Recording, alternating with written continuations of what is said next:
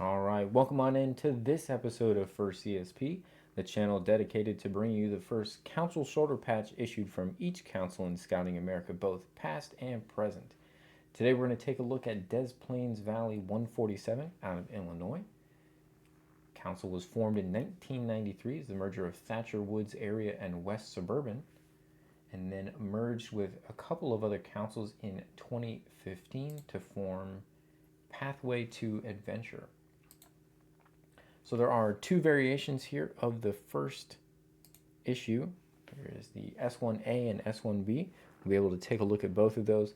And there's a super interesting story, I'm assuming, behind these patches because we also have the next patch, the SA2 that was produced. And when you look at the construction, something happened along the way, and we'll talk about it as we go. Maybe someone here in the comments knows the story behind these issues, because it certainly is a little puzzling from my perspective as a collector in looking at how they were produced and maybe different manufacturers were involved. Let's take a look here at the first issue. So the S1A defined by its red border, light orange and orange sky, red fleur-de-lis here at the center, black letters, and most specifically, blue vertically stitched water. When we look at the construction for the first issue, S1A, we are going to find that the water and let's call these bushes, and the bushes match between the S1A and the subsequent SA2 that came after the first issues. Additionally, there has been up on eBay for a little while one of the prototypes from Des Plaines Valley that came out. It has a white border, and in comparing that patch with this, it also has the vertically stitched water and the same shape on the bushes. However, when we go to look at the S1B, everything looks different. So it's weird that there's this one patch in between where the construction looks completely different from the prototype, this first issue S1A, and then the subsequent SA2. And I don't really know what happened there. Let's see if we can get better focus here. There we go. So there's the back. It is a plastic backed patch. And that is the S1A.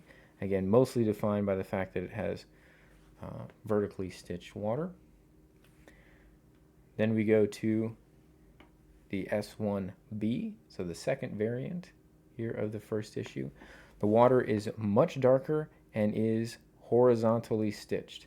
Notice also the bushes are no longer kind of round, so the style here has completely changed. Coloration for the background is also a bit different, so when we read the description for the S1B, we've got the red border, light orange, orange sky, red fleur-de-lis, black letters, and the notable distinction here is the horizontal and very dark blue stitched water. Flip it over just to see the back real quick. Back looks relatively similar. Again, this is our S1B, also plastic backed. Let's get the S1A and B on screen at the same time. We're going to see that they look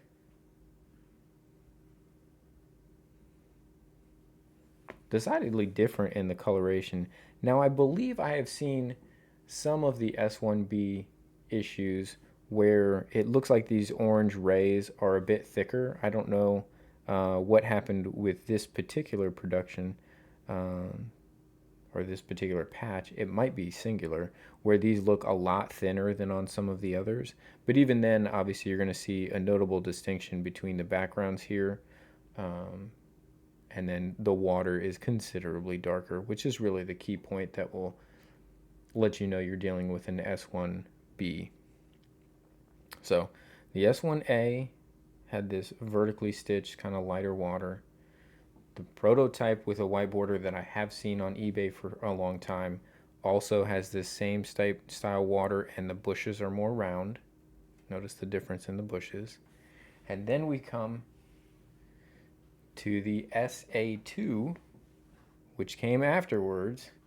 It goes back to the round bushes and the vertical water Again, if you were to find one of the prototypes that had the white borders, it's going to have the same look on the water.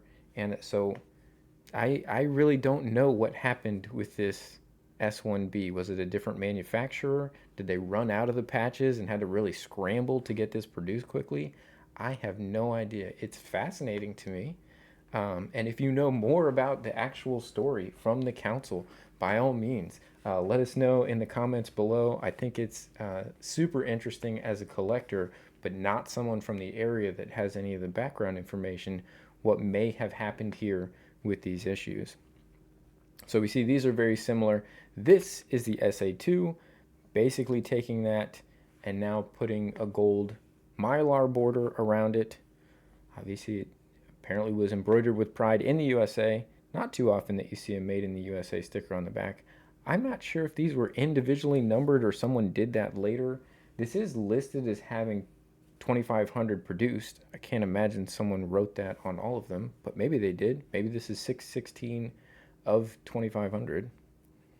I do really like the gold mylar border on this. I think it makes it really pop.